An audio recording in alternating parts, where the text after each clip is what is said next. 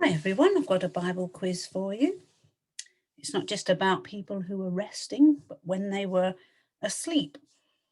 I've called this quiz When Sleeping Led to Something Amazing. I'll give you a moment to think if you know who the characters are, but it doesn't matter if you don't. The first one, the first mention of sleep in the Bible. You can find it in Genesis chapter 2. Do you know who it would be? Well, it's when God created Eve from Adam's rib. I couldn't find a picture that illustrated this exactly, but let's hear what it says. The Lord God caused Adam to fall into a deep sleep. He took one of the man's ribs and closed up the place with flesh.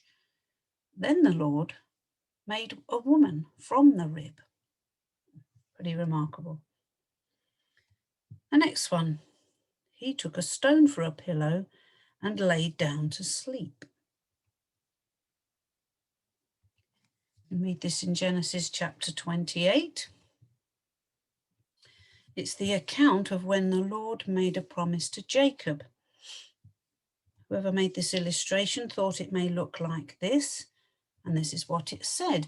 Jacob had a dream and saw a stairway going from earth to heaven with angels going up and down. The Lord stood above it and spoke to him. All peoples on earth will be blessed through you. That must have been remarkable.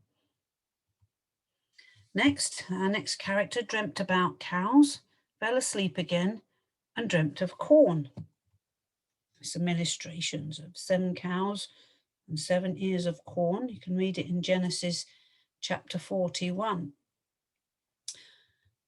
What happened here that's so remarkable is not so much the dream, but God tells Joseph what these dreams mean.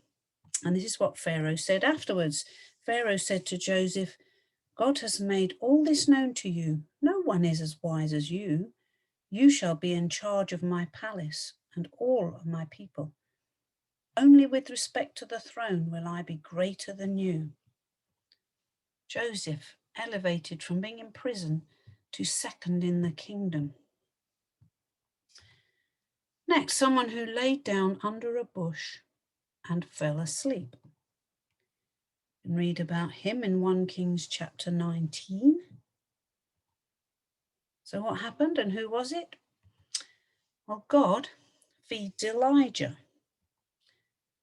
Queen Jezebel threatened to kill Elijah. He was afraid and fled. He told God that he wanted to die.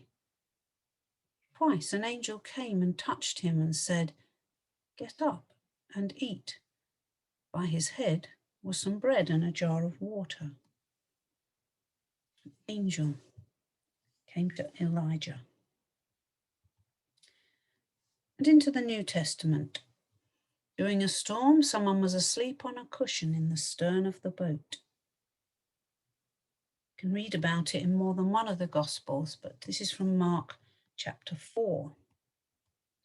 Jesus calms the storm. The disciples woke Jesus. He said to the waves, "Quiet, be still." It became completely calm. They asked each other, "Who is this? Even the wind and waves obey him." Moving on, the child is asleep.